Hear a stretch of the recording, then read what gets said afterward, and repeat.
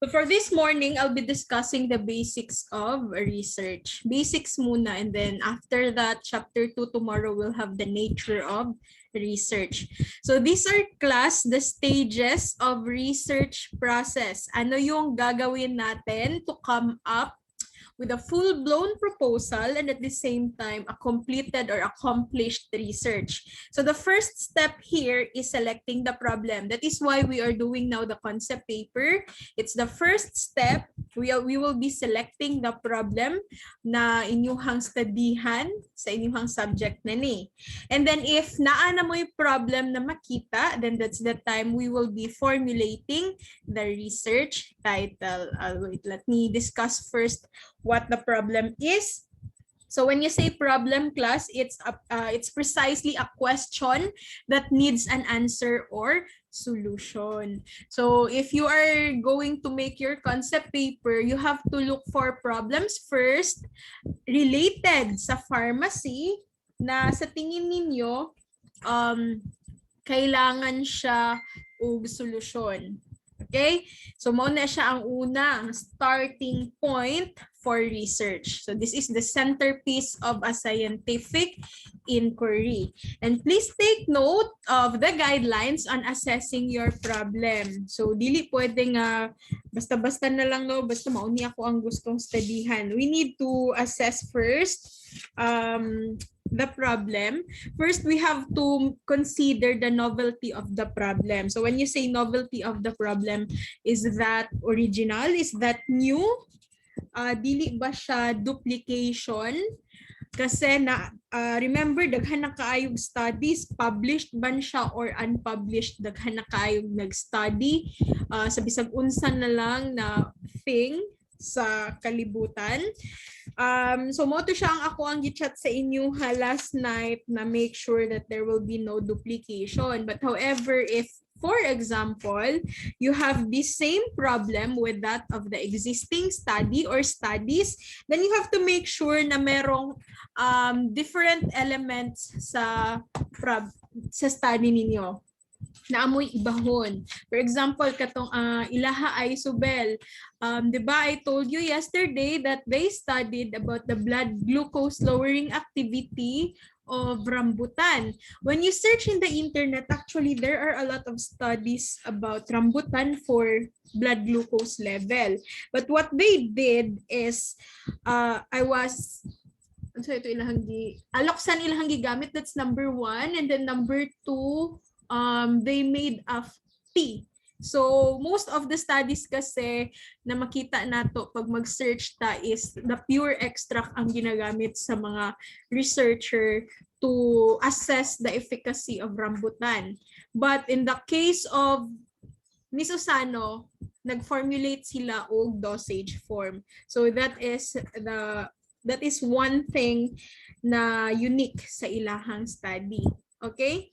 So mo na siya ang inyuhang i-consider. So new ba siya, unusual, or striking? Or number 2, capability of the researcher. So kagaina, just a while ago I told you, you have to consider also if you are capable of doing that experiment or doing that research.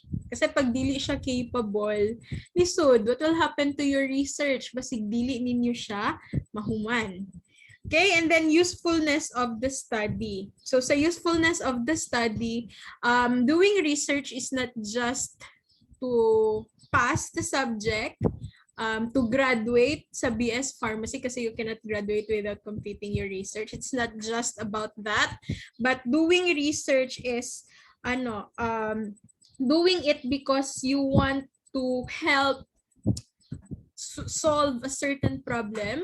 You want it to be useful. The findings of your study should be useful to the community or the pharmacy profession or the school or the community. Depende kung unsa ang makagamit sa inyuhang results sa study. And then 4th, we have availability of data and information. So ang research kasi, diba, you cannot actually do research. You cannot do your own research without the data or information from the other people, from the other literatures or studies. So we have to make sure na meron tayong makukunan ng information about your study. So as we go on with our lesson, as we discuss the related literatures and the studies, that's where you can assess whether your problem is ano na siya kanang well-studied or not. Kasi pag well-studied yan, you will see a lot of literatures or studies even in the internet. And then cost and time limit of the researcher. So ito as students, ito yung first na gina-consider kasi since you are students pa lang, kailangan ninyo siya i-consider kasi ang budget no, especially sa mga experimental na studies. So you may discuss also with your parents if okay ba na magasto mo for your research. And then time limit also. Remember for summer, our target is to produce a, what do you call that? Full-blown research proposal. Proposal pa lang siya. But the completion, meaning the gathering of the data will take place sa first sem. And the completion of the whole research paper sa first sem pa lang pa na siya himuon. So ang first sem 5 months. So pag maghimo mo proposal this summer, you have to consider also that when you do the data gathering, kaya ba siya sa 5 months. Okay? So mao ni siya ang mga guidelines na inyuhang consider in assessing the problem na inyuhang pilion pag magbuhat na mo sa inyong 3 kabuok na concept paper. Do you have questions about this? Wala. Wala yung pangutana. Sige, so that's the first stage ha, assessing your problem or selecting the problem. And then next is formulating the research title. So from there, if you have identified already the research problem, then let's formulate the title. And take note of the following guidelines that we need to consider in making the title of your research. So number 1, it should not be long and should not be more than 20 words. So if you are trying to make your research title, please count. It should not be more than 20 words. Actually, the ideal is not more than 15 words, but take note that function words are not counted. When I say function words, the an, of, with, kana sila, wala na sila isali sa counting. Okay? So I'll give you an example later. And then it should include the variables. So we have here the independent and the dependent variable. In your statistics, I had actually discussed sa inyo the difference between the independent and the dependent variable. When you say independent variable, just a review, it is the variable that is being manipulated in the study. So like if you are doing an experiment, it's the variable na gina-manipulate nimo. Gina-experimentuhan nimo, pwede nimo siya i-change. So for example, kung experimental siya na study, the independent variable there is the plant material. And then other independent variable may also include the positive control and the negative control. Kasi mauna siya inyuhang gina-manipulate. I-change ninyo siya kanina sad inyong ipainom, tapos ang positive control na sad, independent variable ang tawag ana. Pero dili na siya necessary to include in the title the positive and the negative control. Only the treatment. So kung para madali ninyo og sabot, the treatment is your independent variable. But if it is a descriptive na study, quantitative descriptive na study, most of the time, the independent variable is still the one that is manipulated. Kanang nag-change siya, for example, gender or sex, male and female.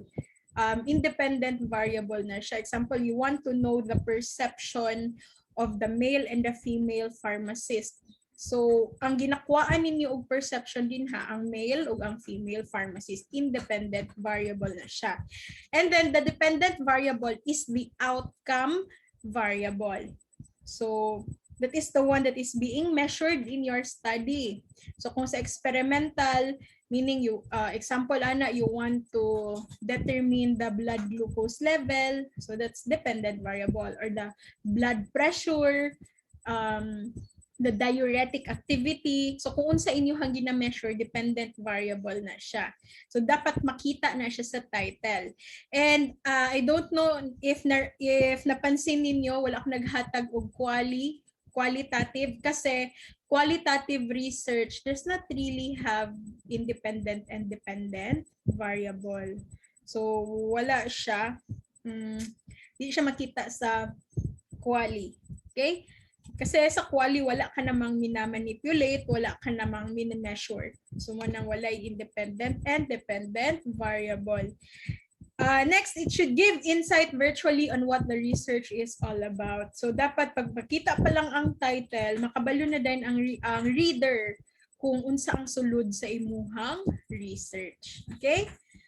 So take note, again, we have the fourth one. Sorry, this is the fourth one that you need to consider. The following words should not be part of the title since all the researches are studies, an analysis of variable, and an investigation.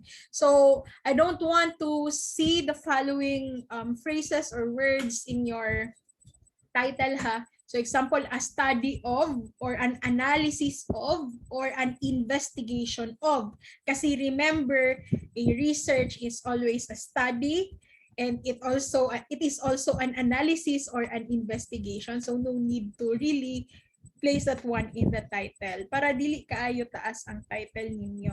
And then it is not really important to include the date and location of the investigation as this can be placed in the scope and the limitation of the study. So most of the time, we don't place the date and the place sa title, pero naay certain studies na kailangan siya nakabutang sa title. Okay? Kailangan siya nakabutang. Depende siya sa study. We will just see. Kasi parehas atong sa study nila Miss Amil na alcohol concentration of the commercially available toners in General Santos City. So sa ilahang title, the location is reflected. Kasi those toners are specific only for Gensan. So, dili siya, wala man gud nila gi-appeal ang uban nga lugar. So, Gensan lang yun siya. So, kailangan nila to i-declare sa ilahang title. But the rest of the studies, wala na naka-declare ang location sa ilahang study or sa ilang title. So, we have here an example of a research title, the predictive efficacy of academic preparation of radiologic technologists on the licensure board exam. So this one, if we count this one, the is not included in the counting of, on, the, kana sila, wala na sila include sa counting. So we have here predictive 1, 2, 3, 4, 5, 6, 7, 8, 9. So this is a title na 9 words lang siya. So this is still included sa ideal na title. Kasi diba not more than 15 words ang ato ang ideal words sa title.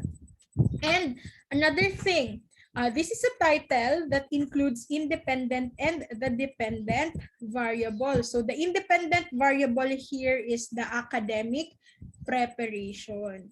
So when you say academic preparation, kaya iyahang study habit, iyahang absences sa klase, present ba siya pirmi or absent ba siya, unsa pa ng mga preparations na ginabuhat sa estudyante. So mo na siya ang gina-manipulate, ginatanaw kung kung sa ginabuhat sa students. And then the dependent variable, the outcome. So kung buhato ni nila na mga butang, they have this study habit, they are always present in class or they are always absent sa klase, unsa iyahang outcome. So the outcome variable, the dependent variable here is ang pagpasa nila sa licensure board exam. Okay? So that's how you make the title of your research. So again, this is not more than 15 words. It includes the independent and dependent variable. And if you read the title, you will also know ano ang laman ng research na ito. And it does not include words like a study of, an investigation of, or an analysis of. Okay? Questions about making the title of your research?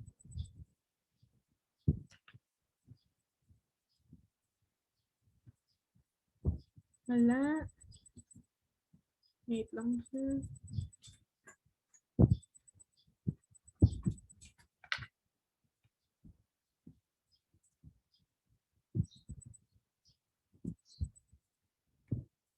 Yeah, you can also do that, Hershin, kung naakay, ano, sa site na study, ay, butang di hatod na ako sa school. Naay study sa psych, ang ilahang title, ako na lang ibutang sa screen kay medyo taas. If I remember it correctly ha, resisting the herd. No. Sa ano na lang, sa medtech na study, medical fake news and fear mongering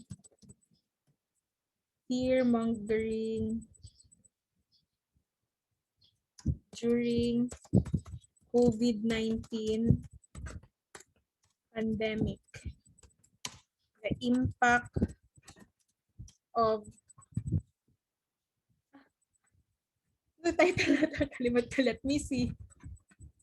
Medyo taas-taas ang ilahang title na, pero let me see it again. Na-ako'y copy sa ilahang output actually.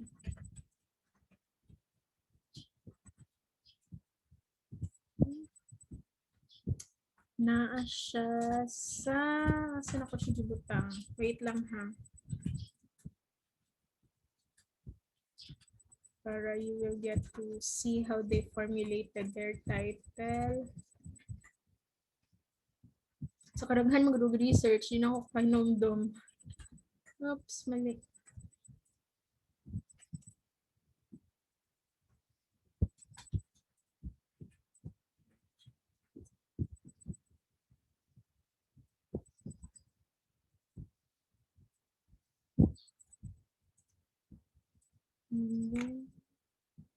Research.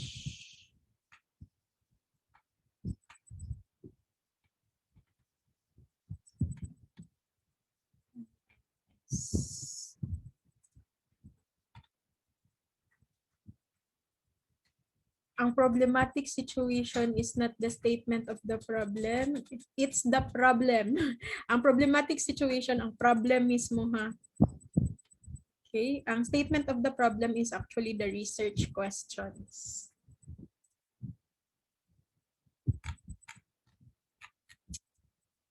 Let me see the title first.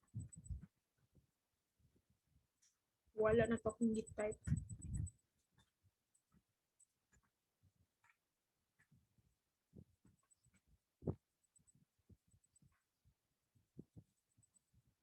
This one. Tama dito kung git-type. Pero share screen ko na lang. This was their study sa ano, sa medtech last time. Medical fake news and fear mongering during COVID-19 pandemic. The impact on the vaccine confidence among the millennials. This one is a quantitative descriptive study. As you can see in the title, let's count 1, 2, 3. Wala pilang end ha. 4, 5, 6, 7, 8, 9, 10, 11. So this one is just 11 words. Again, Function words are not included in the counting. And then they have the independent and the dependent variable. So the independent variables in their study is the medical fake news and the fear mongering during COVID-19 pandemic. Tapos ang ang outcome variable, kung naay mga medical fake news, naay mga fear mongering, ang outcome ato, they measured the impact of those things sa vaccine confidence sa mga millennials. Okay? So this one is an example of the title sa medtech ni siya. Okay? Questions?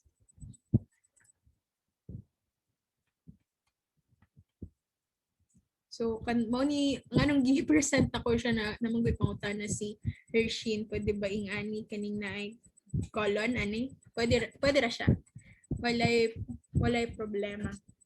So actually, they made a questionnaire about medical fake news. They gathered from the internet kanang mga information na considered fake news. Ibutang nila sa ilahang questionnaire, tapos gipa-assess nila sa ilahang mga respondents kung nagtuo ba sila ato or wala. And then another part sa ilahang questionnaire is kung magpa-vaccine ba sila or dili. So, ingana. Naabay impact ang katong mga fake news na to sa confidence sa mga millennials. Niana gani ko sa ilaha after the study. Actually, ang mga millennials are not that really affected when it comes to medical fake news and fear mongering kasi iba ang thinking sa mga millennials, mostly scientific. So ako dapat ang inyong istudihan kay mga the generation before the millennials. How do we call them? Baby boomers. Kasi napansin ako sa community, mas nagatuo og mga fake news, medical fake news ang katuwa nga tigulang kaysa sa mga bata. Kasi ang result sa ilahang study, walay impact ang mga medical fake news sa vaccine confidence sa mga millennials. Okay? Any more questions before ta mag-continue? It was actually a good study. I think they were the highest during the defense.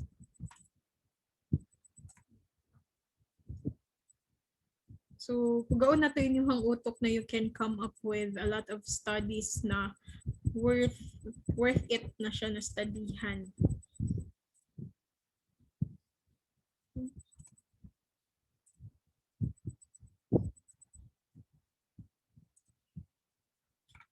Ano sila? Pwede wala ko kasabot. Pwede mo mag-experimental. Yeah, I already raised this concern to the dean. Before nag-start ang klase, when we had our faculty meeting, nag-raise na ko concern. Kasi most of the time, ang pharma gyud ang naga-experimental na study. Ang medtech, panagsalang kaayo na sila mag-experimental. Actually, last sem, out of 5 groups, only 1 had the experimental na study. Ang pharma, 2. So, nag-raise ko og concern nga, are they going to allow the next batch na mag-experimental? So, naingon si Dean nga, yeah, gi-allow gihapon na mag-experimental ang pharma. Pero, as far as I know, dili mo tanan mag-experimental. So it's okay. Anything else? Ay, ma'am, may question lang po, ma'am. Yes. Wait, nakalimutan ko question. Sige naman. Ay, ma'am, ang format sa research, di ba may format na walay chapter atong RRL? So, ano ang i-format na mo, ma'am, tong with RRL or walay RRL? Na-adjay RRL, pero I'll be teaching you the format before mo mag-start og sulat. Ay, okay, ma'am. Next week. Next week akong schedule. Kasi we will concentrate with the problem and the title this week. Tapos next week ang pagsugod sa pagsulat sa papel. So that will be that time that I will teach you how to write everything. Okay? Anything else? Wala. Wait lang ha. Ano magbubo karon multitasking. I am wala ko na minaw no kay ano man ko discuss man ta dinhi. I'm also attending a webinar. Bala na siya diha niya ako paminaw sa ilahang webinar. Ako lang i-set up akong cellphone. Okay? Sige. So let's continue. Take note. If you are presenting your title in more than one line, the title should be bold. Ang font niya naka-bold and should be arranged in an inverted pyramid. Always remember that. That's how you write the title. Yeah, you can PM me sa Messenger if you have concerns, but please take note na mo-reply ko. Mo-reply jud ko, pero usahay, dugay jud ko mo-reply. Especially if I am busy. Tapos, naadjud ko yung practice class nga wala ko na ginasin inyong message if I'm not ready to respond. Example, busy kay ko. Tapos, nitingog akong cellphone. Tanawon lang na ako na, tapos mabasahan man gud ako na siya no kay, di ba, ano man na siya sa screen. Pero if I'm not ready kay wala din hang ako ang isip, busy ko, wala ko na siya gina-open. I'll open it if I'm ready, if I'm free, and then that's the time na mag-answer ko. Kumao na siya ako ang ginahimo. Kay dili po na ko na siya i-open kay pag i-open ako na tapos dili pa dai ko ready mo tubag. Makalimot na ko og tubag na nag-chat na day kaniya, especially nowadays nadaghan kaayog naga-chat, so matabon-tabonan na gyud na inyong message. If that's the case na na-open ako kasi there will be time na ma-open ako. If ma-open ako tapos wala rin ko ni tubag, ulit ako ninyo og message. Okay? So sa Saturday, we will have our title defense with Ma'am Eroy and Ma'am Mabe. Sa Saturday na nato mabalaan kung unsa gyud ang inyong study na inyong study na i-push sa inyong group, and sa Saturday ninyo mabalaan kin sa inyong advisor. So by the time na mabalaan ninyo inyong advisor, didto na mo sa iya mangutana. Okay? Dito na mo sa if you have queries, if you have questions or concerns sa inyong advisor mo mag-ask. Yeah, Saturday. Kasi naamoy klase. Basta Friday, medyo mahaba man gud ang kailangan nga time for title defense. Di ba remember yesterday I told you the research has laboratory component pero wala siya definite na schedule sa klase. So from time to time, magpatawag ko og meeting depende sa need. So there is a need to have a laboratory class on Saturday because of the title defense. So kailangan nato to. Sige. So that's the stage 2 formulating the research title. After that, we will be conceptualizing the research design and method to be utilized. Let's have a separate discussion for that. And if you have a descriptive na study, then we will have to construct and validate a questionnaire if you will be using your own or making your own questionnaire. And then mag-select tag appropriate sampling technique. So this is the reason class why the only subject na prerequisite sa research is statistics. So kailangan ninyo balikan ang inyong statistics because it will be applied here, especially the sampling technique. So after that, you will be administering the questionnaires. This one is for the data gathering, but this is more on the descriptive na side. So pag experimental, syempre mag-experiment na mo by this time. So retrieval of questionnaires and collation of data. And then kani will take place sa first sem pa. Presentation, analysis, and interpretation of data. First sem pa lang niha, dapat wala ko'y makita sa concept paper nga nag-present, nag-analyze, o nag-interpret of data this summer.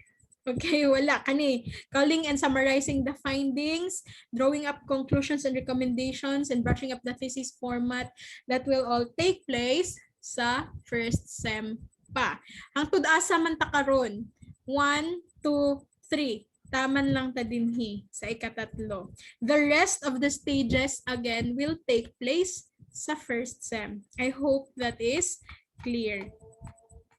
So sa research documentation, there are two general types of research documentation. You have the APA format. APA means American Psychological Association. MLA means Modern Language Association. So sa school, we have adopted the APA format. So that will be my lesson next week.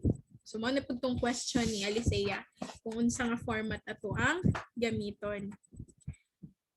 Okay, questions so far before we will discuss the working bibliography?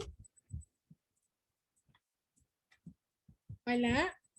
So sa concept paper pa lang class, you need to conduct research. Kailangan mo mag-research, especially the methodology, the background of the study, i-research na ninyo tanan.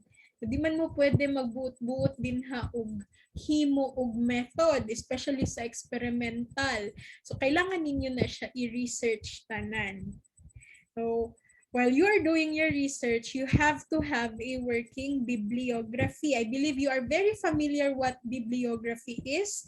It's the list of all the references that you have in your research. So it can be from the book or an article, from the internet or other sources that are relevant sa study ninyo. So why do we need to make a working bibliography? This is to keep a record of the sources you have already examined and those that you are going to examine. Okay, sige. Kailangan lista na ninyo tanan ha ang inyuhang nabasa na ug ang inyuhang sa tan-aw ninyo relevant siya sa inyong study pero ugma pa ninyo basahon, so kailangan na ninyo siya i-document ahead of time. So to record the publishing details of each source you use or cite so that you can be properly referenced in a work cited or reference list at the end of the research paper. So ang tanan class, ang sa working bibliography, katulang inyuhang mga nabasa, pero not everything is actually included sa paper ninyo. Kung unsa lang ang nagamit ninyo sa inyuhang paper mismo, maulang pud ang nakabutang didto. Even though nabasa ninyo itong uban pero wala ninyo siya nagamit sa inyuhang paper, dili siya included sa final list sa references. So, sa content sa working bibliography, if mag-conduct mo og research, you have to take note of the following. Syempre, the title of the article, the title of the thesis, the study, or a journal, and then the author or the authors, if daghan, the dates, either sa pag-publish or sa pag-retrieve. So when you say retrieve, kanusan ninyo siya nabasa, kanusan ninyo siya gi-retrieve, for example, sa internet.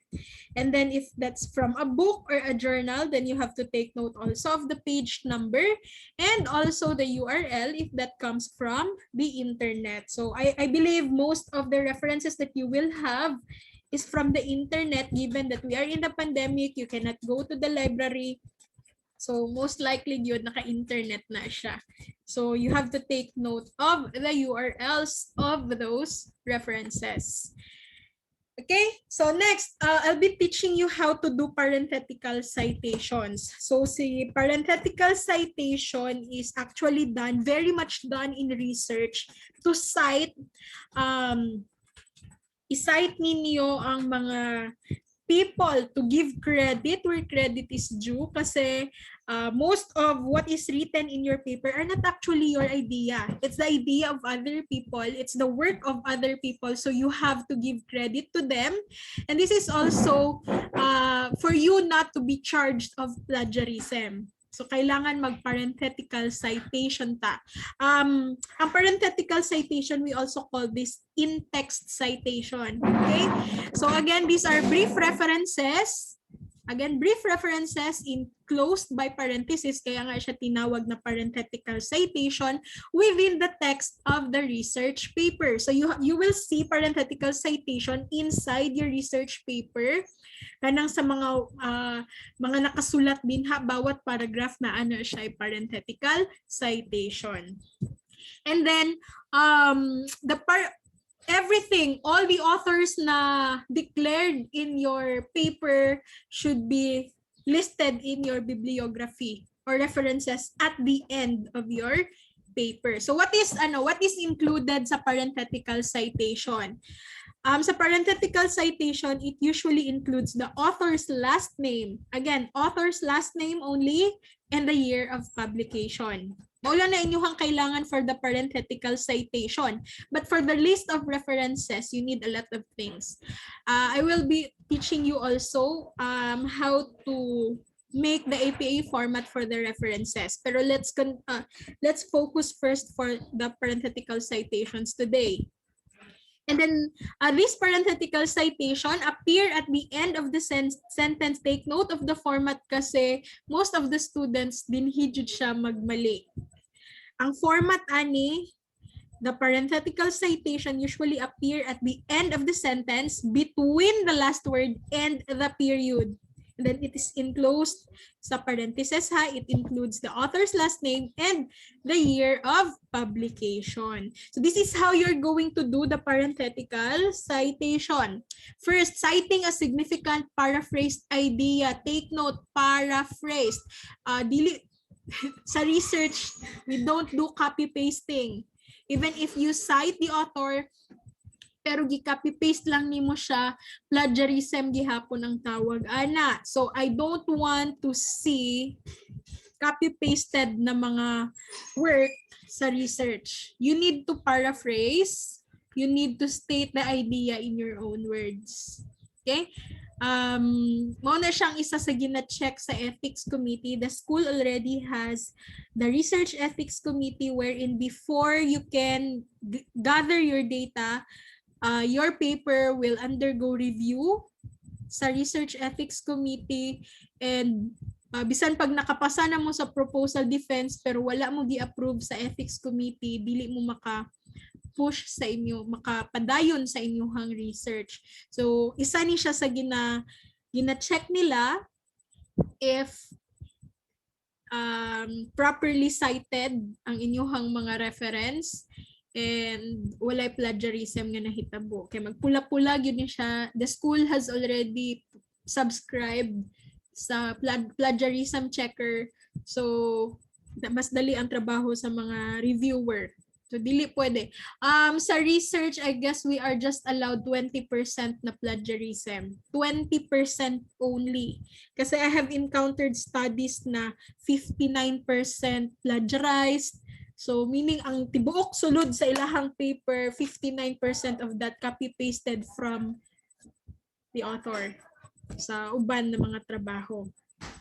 So, when you are citing a significant paraphrased idea, the author's name and the year of publication should be indicated and enclosed in parentheses at the end of the statement. Let me give you an example.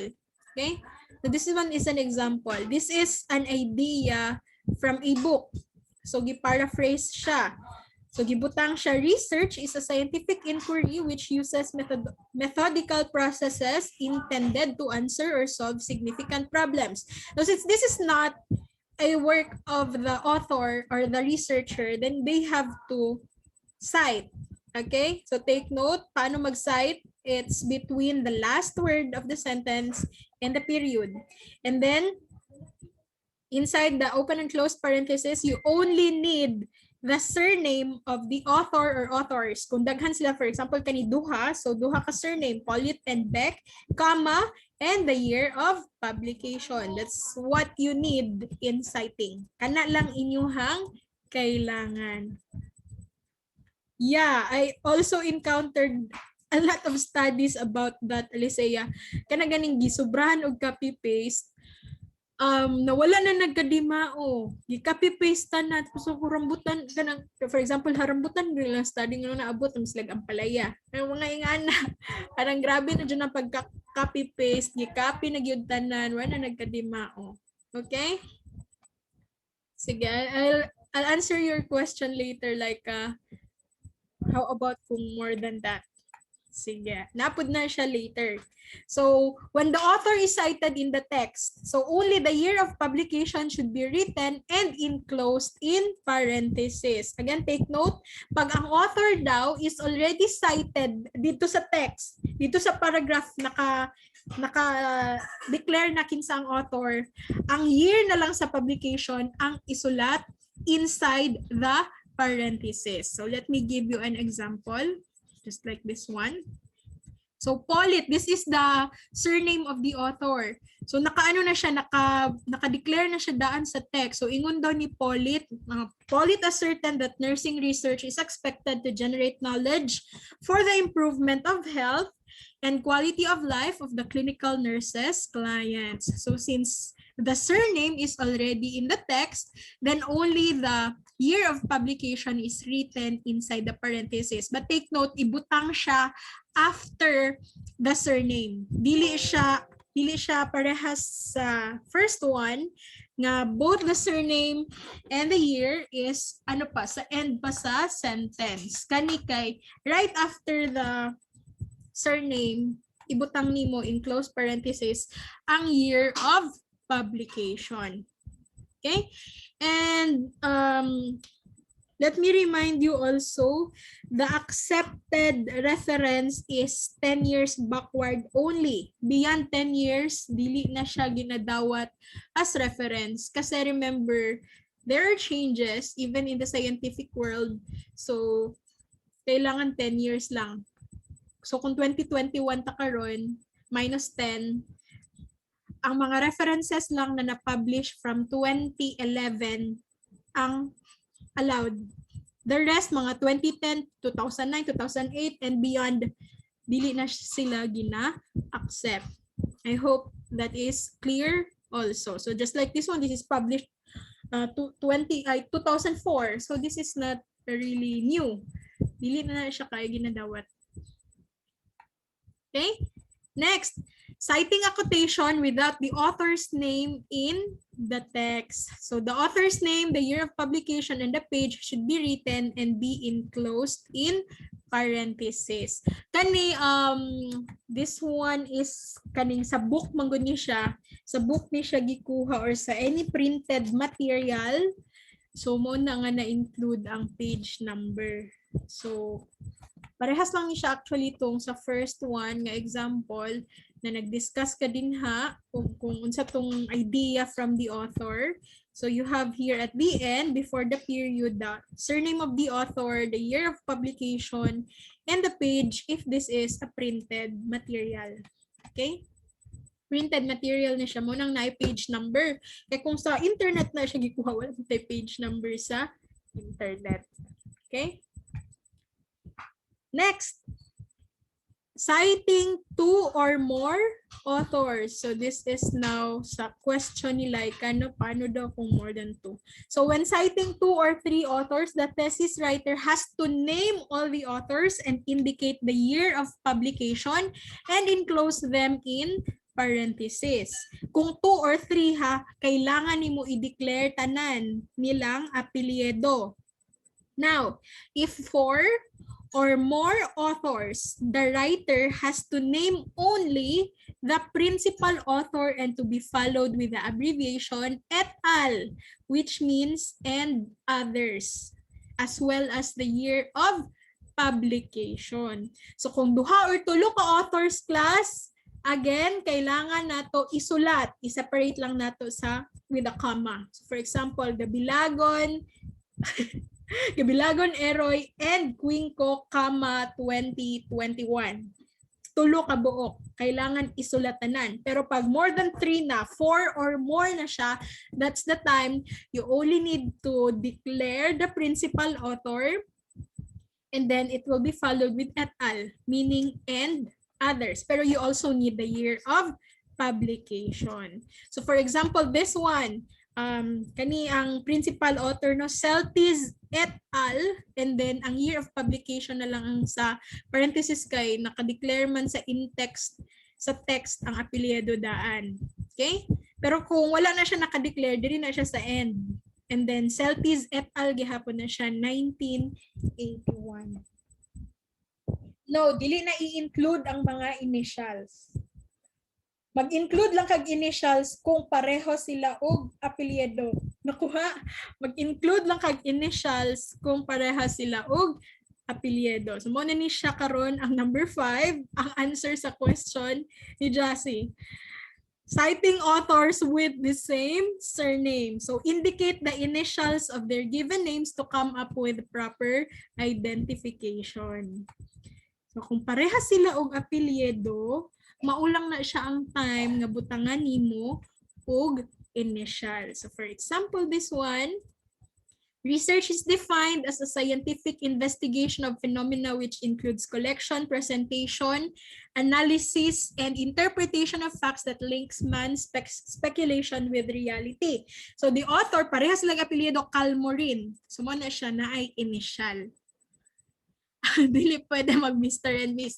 Initial lang, and then comma na sad, and then the year of publication, and then the period. So do not forget that, ha? Okay? Questions so far? So wala? Kaya mag-ado na ta. Paano ma'am kung walay author? Kasi mahitabo gini siya pirmi, especially kung sa internet lang ka mangita og kanang information or data, daghan kayo og mga articles from the internet na walay author. So unsa nato to kung walay author? So citing the work without author, identify the book by underlining its title and by enclosing the article with quotation marks. So this is how it is written. Take note, ha. Ang book, i-underline ang iyahang title, tapos enclosing the article with quotation marks. So mo niyang pangalan sa book, Human Behavior, naka-underline siya, tapos ang title sa article, Rewards System. Okay? Pero kung ano siya class, kung gikan siya sa internet, ang ginahimo kay ani. Oh, applicable siya, Jessie. Kung gikan siya sa internet pero daghan kayo og mga panelist class nga dili mo sugot kung ang inyuhang gikwaan walay author. Pailisan jud nila ang inyuhang gisulat sa inyuhang papel. So as much as possible kay wa pa man ta nagbuhat og research, i-consider na ninyo daan. Mangita jud mo og kanang information related to your research na naay author. Kaya kung walay author, ang ginahimo nila, they will just have the title of the article. So, pag title sa article, naka-ano na siya? Sa to gani? Quotation mark. So, for example, COVID-19 ang title sa article. Walay author, ha? Ayan. Pero naay year of publication. Sorry, I forgot the parenthesis. So, mo niyang ginahimo sa kapag ka article siya sa internet, pero na siya year of publication, wala siya author. So, nga niya ang ginahimo sa citation. Pero kung gikan siya sa book, tas wala siya author, title sa book naka-underline, followed by the title of the article na nakasulod sa quotation mark. I hope that's clear. Questions so far? Wala.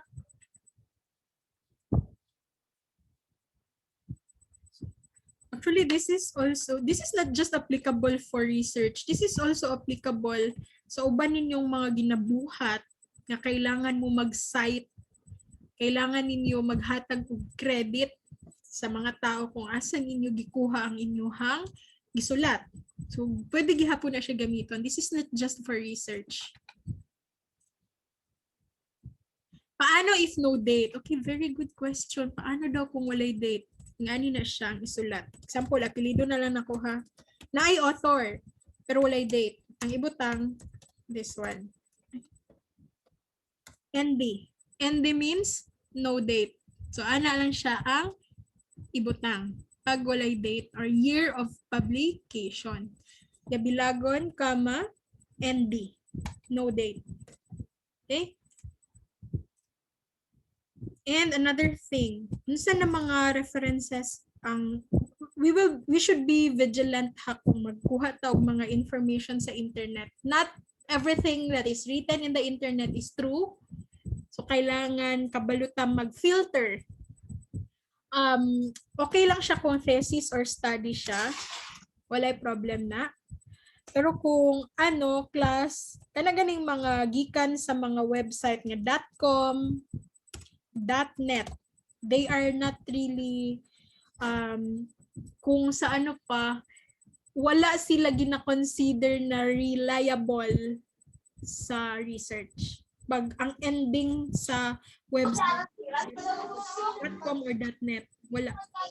Pero kung ang ending kay .gov, meaning that is from the government, or .edu, it's an educational material,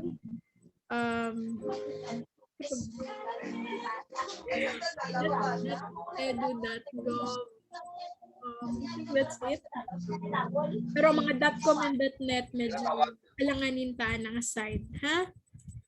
So, i-filter ninyo ang inyong mga ginakuha sa internet. Pero if it's a published material, like thesis or dissertation, that's okay. Okay, citing the corporate author. Kasi daghan kay tag website sa sa internet nga it is managed by an organization. So how are you going to cite them? So indicate only the name of the organization as the author. So example, this one. The vision and mission of the college emphasizes the maintenance of quality education workable within the requirements of global competition. Asa na ninyo gikuha sa example sa inyong student handbook.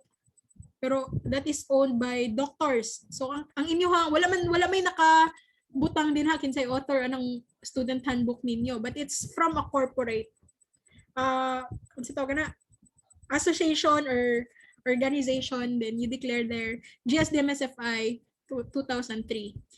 So napod tayo mga website like mga gikan sa WHO. So most of the time walay author nga nakabutang din sa website sa WHO, so you just write there WHO 2020 or World Health Organization 2020. Kung sa Philippines, kung gikan siya sa website sa FDA, so FDA 2019 or 2018. Or kung gikan siya sa website sa DOH, so DOH, Department of Health. Lang. Kasi most likely, kana sila ng mga website, wala nila ginabutang kinsang author. Okay? Pero mga organization sila. So, inyuhang buhaton. Okay, questions? Wala. Buhi pa ta dira. Buhi pa mo? So let's have the last one, citing secondary sources. So give both the primary and secondary sources. Namang good class ka nang, especially pag mga thesis good. Naman guy daghan kayo. Diba? Ang thesis is also a compilation of the works of others. Tapos i-cite ninyo tong thesis na to. Tapos ang katong information di kay dili pud ang author ato sa thesis. Gikuha lang pud niya sa another author. Ang tawag na to ana secondary sources. So i-cite ninyo both primary and secondary. For example kani Seitenberg and McClellan study, mao ni siya ang kanang ang original author. So kani kay gibutang man ang apelyido sa original author sa text. So ang iyahan na lang year of publication ang ibutang sa sulod sa parenthesis, comma, and then mauni ang secondary source, ang nag-cite sa iyaha. So as cited in, mauna pud ni ang kaning mga authors atong study nga inyong ginabasa. So tanawa ang date 1993. So nauna ni siya og publish ang isa, meaning sila ang primary source. Tapos gi-cite lang nila ang giingon ni Seidenberg ug McClellan. So kaning Coulthard, Curtis, Atkins, and Haller, nani sila ang mga surname sa secondary source. So pwede po ninyo siya buhaton og ing-ana. I-cite ninyo both primary and secondary sources. Okay? So that's how you are going to do your parenthetical citation. Questions? Again? Wala? So let's move on sa ato ang research design. Mo man ni siyang ikatatlo. For example, balikan natin itong stages ha. So, di ba, humanata, selecting the problem, formulating the research title, and i-insert na nako ang parenthetical citation. The third stage is conceptualizing the research design and method na inyuhang gamiton sa inyuhang research. So, let's talk about research design. The research design is actually a plan. A plan, a scheme, or a pattern which shows the intention of the researchers, whether he wants to look into the truth or past event, into the present status or condition of a prevailing event, or into future standing and development of a certain issue. So ang research design is actually ang design sa inyuhang study kung unsa gyud ang inyuhang gusto mabalaan. Kung gusto ba mo mag-investigate og past na problem, meaning nahitabo na pero imbestigahan ninyo, or naamoy intention to just study the present situation, or ang inyuhang intention is to look at the future. So, dinha pa lang kana nga things i-consider ninyo before ta maka-come up kung unsa nga research design inyuhang gamiton. Okay? So kanang research design is actually your basis in determining kung unsa nga method ang inyuhang gamiton for your study. Okay? So kung gusto magud mo mag-look into the past event, most likely your study will be a historical research. Pero kung gusto ninyo present status, so most likely your study will be either a qualitative study or a quantitative pero descriptive na study. Kasi present man. Example, gusto mo makabalo sa perception sa inyuhang respondents sa generic o sa branded drugs, that's a present thing. Kasi perception nila karon, kasi tanaw nila sa branded o sa generic na mga drugs. So quantitative na siya, descriptive. Pwede po siya qualitative, like you want to know their experience during the COVID-19 pandemic. So karon man na nila na experience. Okay? Pero kung future ang inyuhang gusto mabalaan, most likely that will be an experimental study.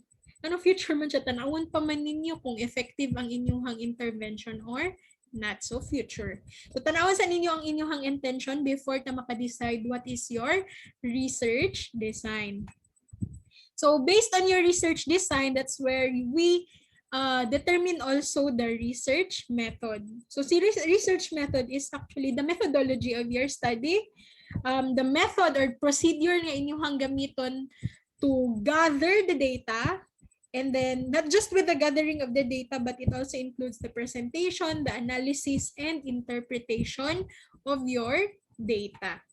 So mo ni siya ang categories of research methods. Actually, research design pud ni sila. Pero under sa research design, diha na to makita ang mga methods na gamiton. So na mo yung idea, ani kay mo man akong gipabuhat sa inyo ha. So let's differentiate qualitative and quantitative. So si qualitative class, if you are going to do a qualitative research design or qualitative method, take note that this is data-free. When you say data-free, you don't have numerical data. Purely words. So kailangan mo magsulat og daghan. So when are we going to use this kind of design or method? Researches with data from non-probability samples. When you say non-probability, can you still remember the probability sampling and the non-probability sampling? Diba? Ang probability sampling, that is where all the members of the population have equal chance to be selected in your study. Pero pag non-probability, wala sila equal chance. So kung ang gigamit sa sampling is non-probability, most likely qualitative methods ta or qualitative research design. And qualitative method is used if the researcher does not seek generalization of the data. For example, you just want to know the experiences of the pharmacist in General Santos during the COVID-19 pandemic. So, dili man ta maka-generalize kasi the experience of one may not be true sa uban. So, pag qualitative inyuhang research, walay generalization nga mahitabo. Moingon lang ta nga mauni ilahang experience. Pero dili ta pwede moingon nga tanang pharmacist mao ing ato pud ilahang na experience. Mo na ang ginamin anang wala ta nagasik og generalization for qualitative methods.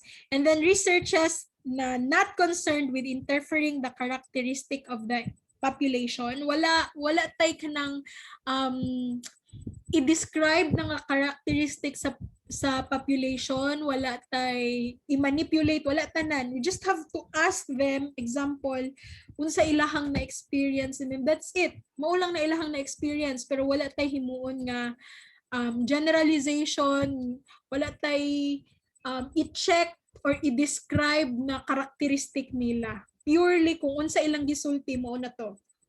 And then ang sa qualitative, mao ni ang mga special designs, research designs nato. So pwede siya ethnographic. Actually, I'll have a deeper discussion about this, pero I'll just give you a background of the following qualitative research designs. Okay? Sige. So, pag ethnographic class, this is a study wherein you will be observing the traditions, the costumes, the culture of a certain group of people, a tribe or association, basta ethnographic. So, sa school, wala pa ako kakita og ethnographic na study, pero I believe si Ma'am Girly na lugto, ang iyahang PhD na noon to niya.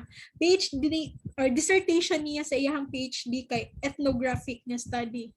So dugay siya actually na human kasi this one is quali, right? So wala siya numerical data. So ang gihimo ni Ma'am Girly, iadto siya sa isa ka remote area sa may Sarangani and nipuyo siya dito and gi-observe niya ang culture sa certain group of people. I cannot remember unsa to nga tribe. Nakalimot ko unsa to nga tribe, pero gipuyuan jud siya dito ni Ma'am Girly. Gipuyo jud siya dito just to observe unsa ilahang ginahimo sa ilahang day-to-day lives, and nag-observe po siya paano sila mag-diagnose og sakit, paano sila mag-treat og sakit. For example, kung giubo, unsa ginahimo ato nga certain tribe. And isulat to niya tanan. So wala siya numerical data. Magsige lang yun siya og sulat kung unsa iyahang na-observe dito sa isa ka group of people. So that is qualitative research design. We call it ethnographic research design. Okay? Questions? Do you want to do that? Feeling na ako kay dili ko gusto mag-iwana. Feeling lang ako dili na ko siya kaya. I don't want to like observe and then write everything. I just hate writing. So I mean, dili ko man gid ko kanang usahay mo ingon ko mama, feeling na ko man ako ADHD. Dili ko mapuyo, dili ko ka-concentrate, dili pag na ako'y himuon gamay akong attention span. So, for example, mao na siya nga nagasige kog reklamo sa paperworks kasi ang paperworks entail concentration. Kailangan mag-concentrate kasi mong ginabuhat. Pero dili man gud ko makapuyo. So, mo na nagareklamo ko. So, dili ko ganahan mag-conduct og qualitative na study. Kasi, basig isa ka paragraph pa lang akong nabuhat, wa na nilakaw na sad ko og asa na pug ko ni adto. So parehas karon kaning pandemic na lang sa balay. Example, nagabuhat ko og grade. Pila pa lang kabuk ako na check, dili na ko ganahan. So mulakaw na sad ko, mataw kusina, magluto ko, pagkahuman balik na sad ko, mag-compute na pug ko, kadugayan dili na pug ko ganahan, manglaba na sad ko. So anang ako ang mga mga ginahimo. So kanang gihimo ni Ma'am Girlie nga nipuyo siya dito, and then sa tibok adlaw nag-observe siya og mga unsa ginahimo sa mga tao, dili na ko kaya. And then after that, magsulat pag yun, no, dili jud ako siya kaya. But I don't know with you, if you can do that, then go. Wala siya ay problema. Okay? Now, most of the studies na qualitative sa school kay phenomenological. Okay? Phenomenological. Qualitative phenomenological research design. Kasi phenom class is just to explore the experiences of your target participants. That the keyword for phenom is experience. Okay?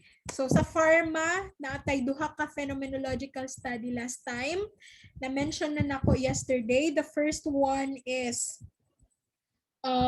the experiences of hospital and clinical pharmacists during the COVID-19 pandemic.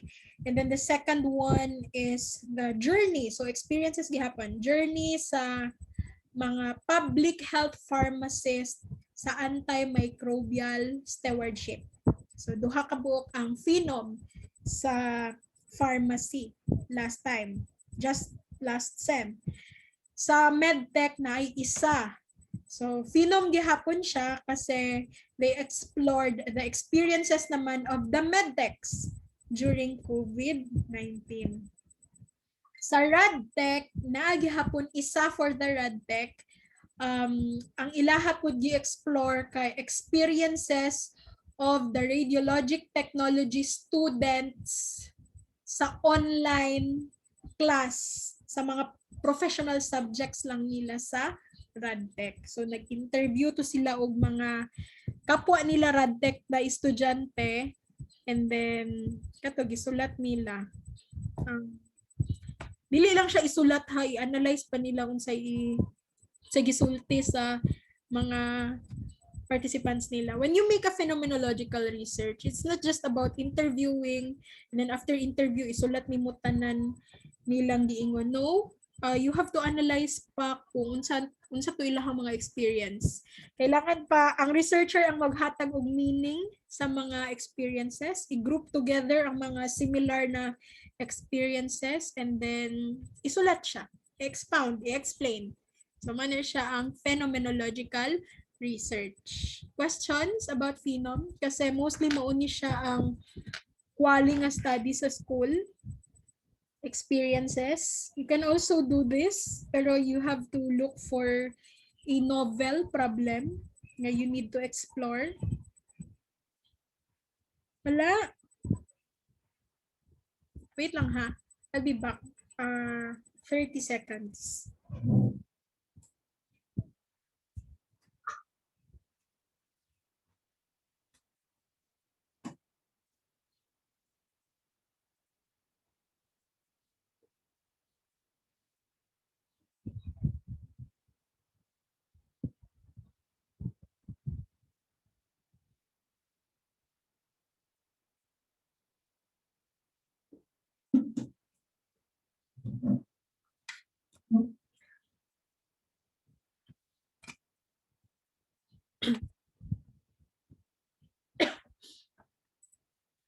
Sige, let us continue. Wala questions sa phenom na study. Kung gusto mo mag-qualitative research class, you have to look for participants, target participants that you want to explore their experiences sa isa ka situation or sa isa ka circumstance. Mo na yung himuon sa phenom. Okay? So appreciative inquiry, wala pud kay nako ni wala na ako ni nakita sa school. Appreciative inquiry, from the name appreciative, is kana ganing study conducted to know the strength of an organization. So, ang inyuhang pangutana sa phenom manggod kay whether the experience is good or not, kailangan nimo siya isulat. Sa appreciative inquiry, ang questions ani puro lang positive. So, for example, kung appreciative inquiry mo sa mga students sa doctors, mag-ask mo sa ilaha, unsay ilahang maingon sa doctors, unsay strength sa doctors, unsay nindot sa doctors, mga nga na appreciative inquiry. And then historical researches, I have mentioned this a while ago. If you want to look at the past, you will do historical research. Siyempre, ang mga nag-historical research, ang mga history students, they will look into artifacts, they will interview people from the past, kung saan nahitabo sa past, that's historical research. Okay? So, do you want to do qualitative research? Class, kinsa diri ang gusto mag-quali? Well, let me see. Wala gusto mag-quali? Tinood. Wala mag-quali. Wala gusto magsulat. Kapo yung magsulat, no? Wala. I was once a writer during my high school years sa journalism.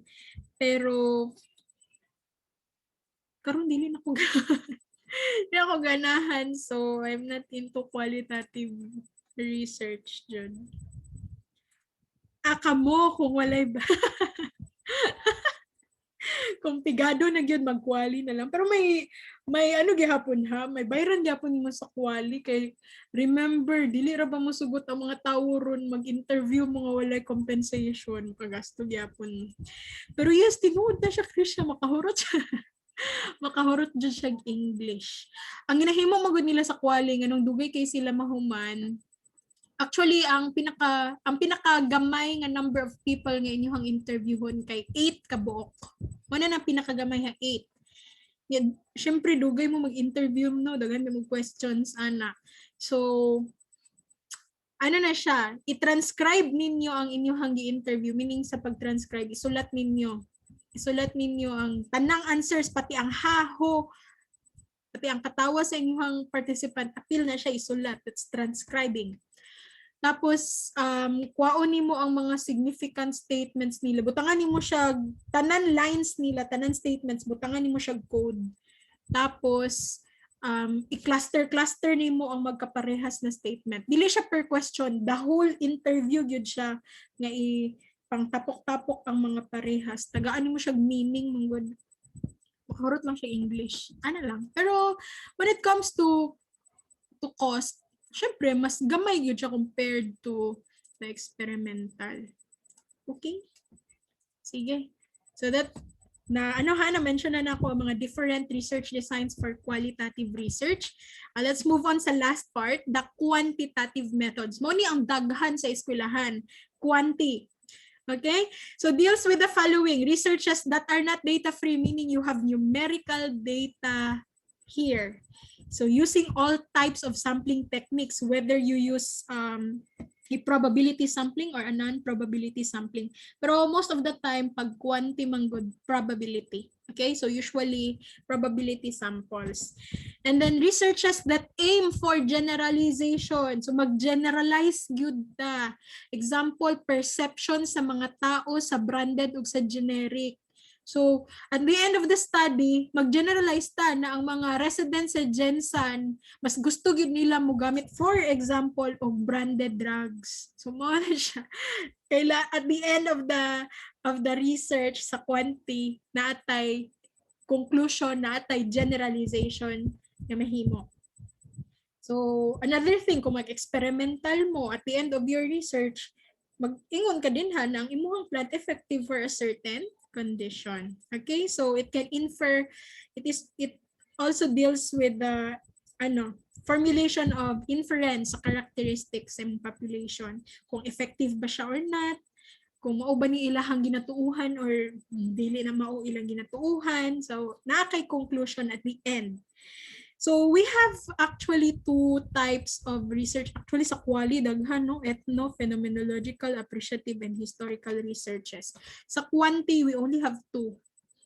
Either Descriptive or experimental. So sa descriptive, from the word itself, descriptive, you are just concerned about describing the characteristic of your population. Okay?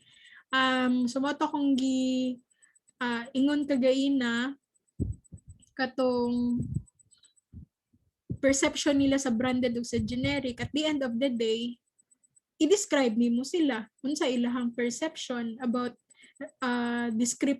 about sana branded drugs or generic drugs. Pero with the use of numbers na siya ha, with the use of numbers. So kung dili siya descriptive, then experimental. Sa experimental, this involves intervention. So naa kay certain problem or condition that you want to address, that you want to solve, naa kay intervention nga himuon. Kung sakit pa na siya, naa kay tambal na himuon. That's experimental. Okay? So quanti na siya kay naaman siya numerical data na makuha. Okay? So that ends the chapter 1. For research, we have here the basics of research. Questions so far? It's 11:25. Amoy pangutan. I hope this discussion can help you sa inyong formulation sa inyong concept paper, sa inyong title, ang selection sa inyong problem. May I remind you lang na you can do experimental studies, pero ever since, wala pa yun nagbuhat og drug for hypertension. Kasi, atong problema sa drugs for hypertension, wala tay pang kuha og BP sa ilaga. Dili mo pwede gamiton ang squid mo sa tawo kay dako man to kaayo ang braso sa tao o ang sa ilaga. Dili mo to siya pwede gamiton. So wala tay oximeter, we call it oximeter. Wala tay oximeter sa school. So ever since wala pa nagkandak og drugs for hypertension na study. Okay, sige. Anything else? Or you can do other things like blood glucose lowering. Ang atuang problem is like ganing mga kailangan og dugo. Ang sa blood glucose lowering gamay lang man gud nga dugo atong kailangan. Kay di ba nakatry na mo mag-test og blood sugar kanang glucometer lang, di ba? Drop lang sa dugo imong kailangan. So okay lang. Pero pag ang inyong study kay kailangan nagdugdaghan nga dugo, dinha ta magka problema. Kay lisod kay kuan og dugo ilaga. Lisod kaayo sila kuhaan jud og dugo and gamay lang pud ilang dugo. So even the veterinarian kasi na mga studies dati na nagpatabang nagyud og mga vet para lang gyud makakuha og dugo sa ilaga, pero lisod naglisod gyud sila. Nya dali ba muklat ang dugo. So kana ang inyong i-consider also. And mahal po ng testing, di ba? Especially pag magpa-test mo ka ng mga enzymes, like sa liver enzymes, medyo mahal. Kung sa platelet, dili ko sure kung nanay nag-study dati yung platelet. Pero nakagastos sila sa ilahang tambal sa pangpamubo sa platelet. Kailangan magud ipaubos ang platelet sa before siya ipasaka. Gamit ang inyong tambal na himuon. Nagpalit sila og tambal pampamubo sa platelet sa US, guro. Dili ko sure tagpila to. Okay. Pag human-lies inyong study, dili ninyo kailangan og ilaga for that. That is just an in vitro study. In vitro lang na siya. When you say in vitro, himuon lang ninyo siya sa petri dish. Daghan nag-studies last time naghimo sila shampoo for kuto. Ang ilahang gibuhat, nanghinguto sila. Nato sila sa community, nanghinguto sila dito sa mga bata. Butang na sa cotton. The cotton will be a form of simulation sa environment kasi mura po siya buhok. Tapos, pag-experiment nila, ibutang nila ang kuto dito sa cotton, tapos ang cotton ibutangan nila sa drug nga ilahang gihimo. Ug gibilang nila pila ka bukang namatay, that's it. Sa UTI, since UTI is caused by a bacteria, so that will be an antibacterial na study. You don't need mice. Instead, you just need the bacteria that causes the UTI. So for example, mostly sa UTI kay caused by Escherichia coli, E. coli. So last time nipalit sila og E. coli, murag tag 1,000 kapin man siguro ang E. coli. Tapos butang nila lang tambal sa tawagan ng basta kanang bilog kanang filter paper lang na siya butang tambal dito, and then gibutang nila dito sa agar nga naay bacteria, and then gi-measure nila ang zone of inhibition. The zone of inhibition is palatandaan kung namatay na ba ang bacteria or wala. That's how you do the antibacterial testing kung gusto dyan ninyo para siya sa UTI. Okay? Anything else? It's 11:30. We are done with our discussion. Let's have more of that tomorrow. If you have questions, you may contact me sa messenger. Okay? Wala na? Sa kanang up-up. Up-up is actually caused by fungus. Fungus na siya. So that will be an antifungal na study. So it's the same thing with the antibacterial. In vitro, you don't need mice for that. Okay? I'll be uploading the PPT after our class. Okay?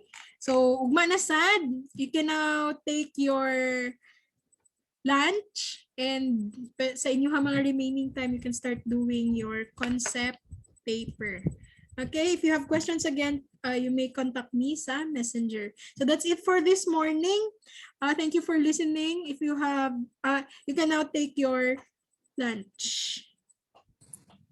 Goodbye, ma'am. Thank you.